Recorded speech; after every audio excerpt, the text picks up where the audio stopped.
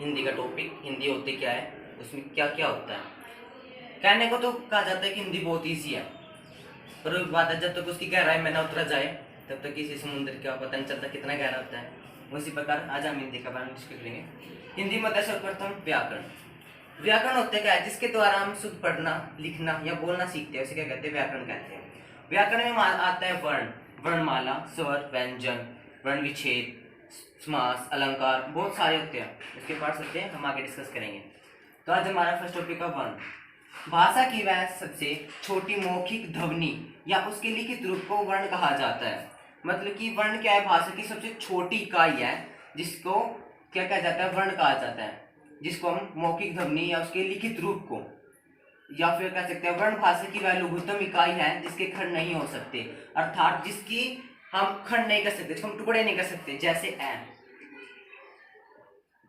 ई, ये क्या है, वर्ण है, हम इसको टुकड़े नहीं कर सकते। कि जैसे कि हम बोले कि आ, तो हम बोले ए प्लस ए, इसकी होगी। मतलब कि वर्ण क्या है जिसके हम और टुकड़े नहीं कर सकते, वो क्या है, वर्ण कहते हैं उसे। वर्ण के बाद आता है वर्णमाला, अर्थात वर्णों के समूह को वर्णमाला कहा जाता है। ये बात आपकी ठीक है। इसकी पूरी परिभाषा क्या होगी, किसी भाषा की मूल ध्वनियों के व्यवस्थित समूह को वर्णमाला कहते हैं। व्यवस्थित का अर्थ है जो सुव्यवस्थित हो जाता है, अर्थात ये नहीं कि आप बोले किसी वर्ण के समूह को वर्णमाला कहते हैं, वो तो कुछ भी हो सकता है। हम बोलेंगे किसी भाषा की मूल ध्वनियों के व्यवस्थित समूह को वर्णमाला कहते हैं, उसके क्या बोलते हैं, वर्णमाला कहलाता है। और क्या होता है, हमारी हिंदी में थोड़ी लिपि होती है जो हमारे लिए जानने जरूरी होती है। जैसे कॉम्पिटिटिव एग्जाम के लिए आते हैं तो उसमें कभी कभी पूछी जाती है जो हमें पता नहीं होती। तो क्या है, हिंदी भाषा की लिपि देवनागरी लिपि है। ठीक है, अब आप पूछेंगे लिपि होती क्या है। अब आप पूछेंगे लिपि क्या होती है। लिपि क्या होती है, भाषा को जो हम बोलते हैं, लिखते हैं, उसको लिखने के लिए जिन चिन्हों की आवश्यकता होती है हिंदी भाषा में, जिन उन वर्णों को या उस भाषा को लिखने के लिए जिन चिन्हों की आवश्यकता होती है, उसे क्या बोलते हैं, उसे बोलते हैं लिपि। अंडरस्टैंड। अब हिंदी भाषा की लिपि क्या है, देवनागरी लिपि, अर्थात इसके मानक देवनागरी लिपि भी बोलते हैं। अंग्रेजी भाषा की लिपि क्या है, रोमन लिपि होती है। पंजाबी भाषा तुम क्या बोल रहे थे, पंजाबी भाषा की लिपि क्या है, गुरुमुखी लिपि है। और उर्दू भाषा की लिपि फारसी है। ये इंपॉर्टेंट है, आप इसे नोट डाउन भी कर सकते हैं, या आने वाले कंप्यूटर एग्जाम में पूछ सकते हैं कि हिंदी भाषा की लिपि कौन सी है, पंजाबी कौन सी है, अंग्रेजी कौन सी है और उर्दू की कौन सी है। अब हमारा टॉपिक था वर्णमाला।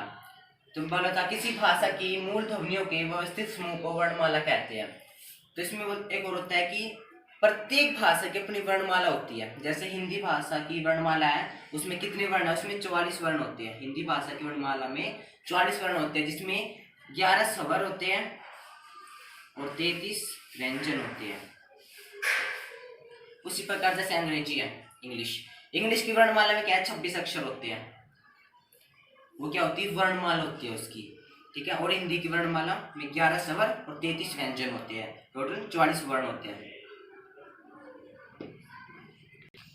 और बोलते हैं हम, जैसे कि हमने एक डेफिनेशन तो ये लिख ली, कई बोलते हैं कि यार बहुत टफ है, याद नहीं होती, तो हम इसके एक और डेफिनेशन होती है, उसे कर सकते हैं क्या, भाषा में वर्णों के क्रमबद्ध समूह को वर्णमाला कहती है। क्रमबद्ध का मतलब कि सीरीज वाइज, ए, आ, ई। अब ये तो है नहीं कि आप ए लिख के फिर छोटी ई लिखेंगे, ये क्या होता है, गलत। इसमें क्या है, क्रमबद्ध। इसमें मेन वर्ड क्या है, इसमें है व्यवस्थित और इसमें क्रमबद्ध होना, उसको क्या बोलते हैं, वर्णमाला कहलाती है। तो मैंने बताया कि वर्णमाला में क्या है कि 44 वर्ण होते हैं, जिसमें 11 स्वर और 33 व्यंजन होते हैं। वह स्वरों के दो प्रकार होते हैं, बताया मैंने, स्वर और व्यंजन। स्वर क्या होते हैं, स्वर स्वयं में स्वतंत्र होते हैं, इनको बोलने में किसी अन्य वर्ण की आवश्यकता या सहायता नहीं लेनी पड़ती। और व्यंजन क्या है, स्वयं में स्वतंत्र ध्वनियां नहीं होती, इनको बोलने में स्वर की सहायता लेनी पड़ती है, और स्वर की सहायता उसके चिन्हों के रूप में लेनी पड़ती है, उसे क्या बोलते हैं, व्यंजन बोलते हैं। हिंदी में 11 स्वर होते हैं, कई बोलेंगे नहीं 13 भी होते हैं। जो 13 होते हैं वो ये होते हैं, इनको स्वर के बाद और व्यंजन से पहले लिखा जाता है। अर्थात हम ये बोल सकते हैं कि हिंदी में मानक देवनागरी लिपि में जो बताया गया है कि उसमें केवल 11 स्वर होते हैं, उसके बाद जो बची दो उनको अलग से रखा गया है, जिसको स्वर के बाद और व्यंजन से पहले लिया जाता है। अंग को बोलते हैं अनुस्वार, इसे बोलते हैं अनुस्वार, जैसे हंस। और इसको बोलते हैं इसको अनुनासिक स्वर बोलते हैं, चांद, नाक। अर्थात अनुनासिक सबसे प्रकट होता है कि जिसमें नाक से भी ध्वनि प्रकट हो, धा या ध्वनि निकले, उसे बोलते हैं अनुनासिक स्वर कहते हैं। एक होता है ये विसर्ग, इसे विसर्ग कहा जाता है। अंग, इसका प्रयोग व्यंजन के बाद होता है। अब आप सोचेंगे व्यंजन के बाद तो है नहीं, हमने तो कभी पढ़ा नहीं। तो व्यंजन के बाद वो बात नहीं, उसका प्रयोग ऐसे होता है, पुनः न व्यंजन है, इसके बाद इसका प्रयोग हुआ है। जैसे अतः, ऐस स्वर है, तय व्यंजन है, उसके बाद इसका प्रयोग हुआ है, तो व्यंजन के बाद इसका प्रयोग हुआ है, ना कि स्वर के बाद। प्रत्यय, तय के बाद इसका प्रयोग हुआ है, तो ये क्या है, व्यंजन होता है, इसके बोलते हैं विसर्ग। तो अब आप जान गए होंगे कि हिंदी भाषा में 11 स्वर होते हैं। कोई बोलता है 13, तो 13 नहीं होते, वो 13 में ये 2 टाइप होते हैं उसके, जिनको स्वर के बाद और व्यंजन से पहले लिया जाता है। स्वर के भी 2 प्रकार होते हैं, ह्रस्व और दीर्घ। ह्रस्व स्वर के 4 होते हैं, ए, छोटी ई, छोटा ऊ और री। री को हम अर्ध स्वर मानते हैं, इसलिए इसको भी हमने ह्रस्व स्वर में ही रखा है। दीर्घ स्वर, इसके टाइप होते हैं आ, बड़ी, बड़ाऊ, ए, ओ, औ।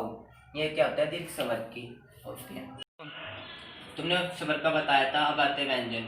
व्यंजन भी बताया था हमने कि जिन वर्णों को बोलने में स्वर की सहायता लेनी पड़े, वो क्या होते हैं, व्यंजन कहलाते हैं। ये स्वयं स्वतंत्र नहीं होते, इसलिए इन्हें व्यंजन कहा जाता है। व्यंजन के 3 भेद होते हैं, स्पर्श व्यंजन, अंतस्थ व्यंजन और उष्म व्यंजन। स्पर्श व्यंजन क्या होते हैं, जिन व्यंजनों का उच्चारण करते समय हमारे मुख अवयव परस्पर स्पर्श करते हैं, उसे क्या कहलाते हैं, स्पर्श व्यंजन कहलाते हैं। मुख अवयव होते हैं जैसे जीभ, होठ, दांत, वक्ष, ये क्या होते हैं, मुख अवयव कहलाते हैं। और इनको 5 वर्ग में रखा गया है, कैवर, चैवर, टैवर, तैवर और पैवर। कै, ख, ग, घ, ये होते हैं कैवर। कै, च, ट, त, पै, इनके आधार पर इनके वर्ग में रखा गया है, क्या कहते हैं, स्पर्श व्यंजन कहलाते हैं। स्पर्श व्यंजन की संख्या होती है 25। अब आते हमारा अंतस्थ व्यंजन। अंतस्थ व्यंजन से क्या पता चलता है कि ये मध्य में होंगे, अर्थात स्वर और व्यंजन के मध्य में जो आते हैं उनको अंतस्थ व्यंजन बोलते हैं, जैसे य, र, ल, व, इनके बोलते हैं अंतस्थ व्यंजन बोलते हैं। तीसरा आता है हमारा उष्म व्यंजन।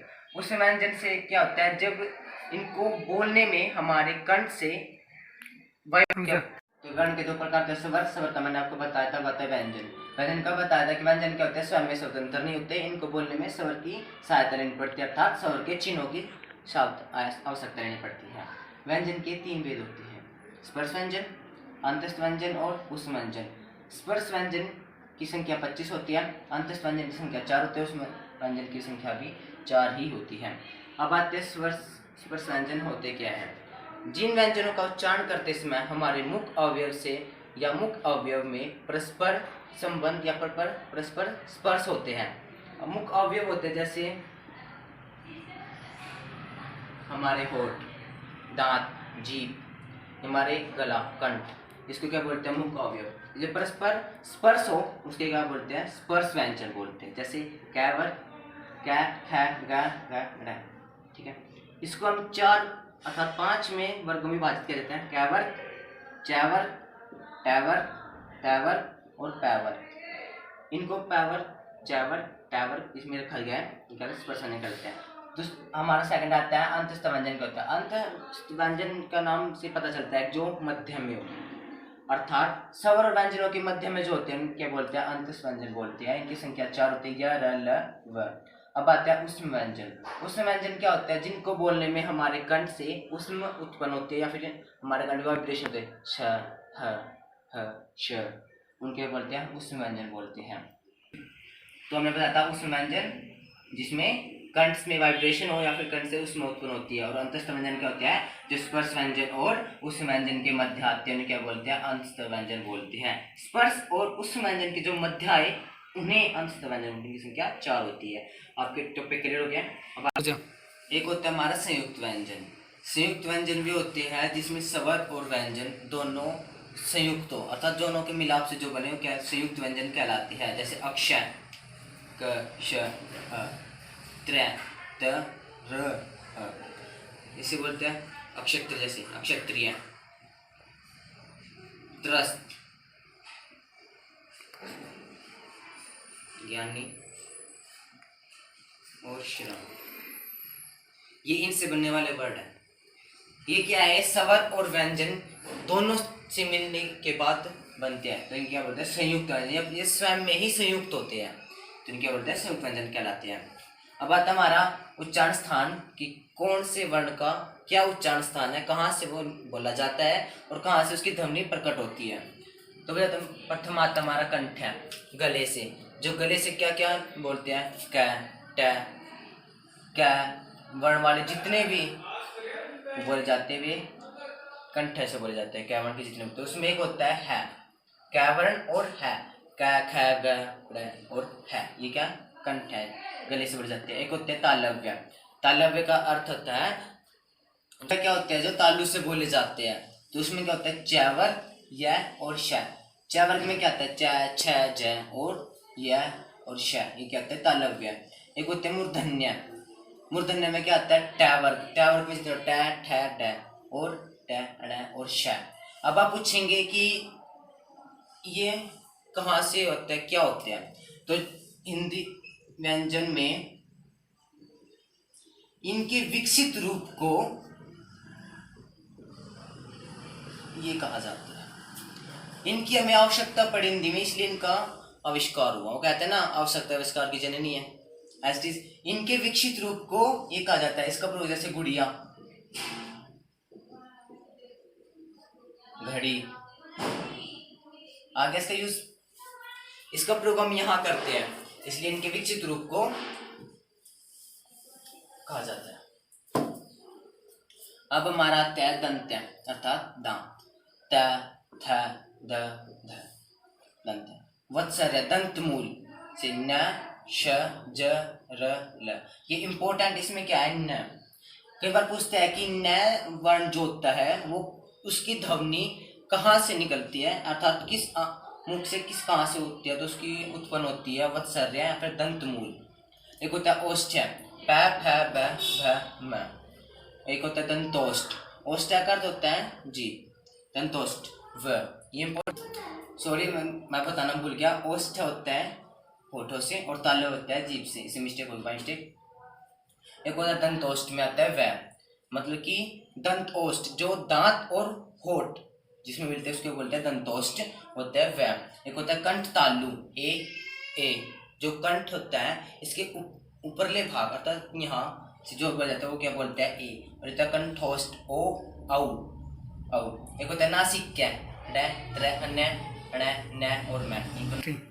नासिक्य में क्या होता है ड अण अण न म, अर्थात जो नाक से बोला जाता है, जिसकी ध्वनि नाक से निकलती है उसको क्या बोलते हैं नासिक्य बोलते हैं। ठीक है।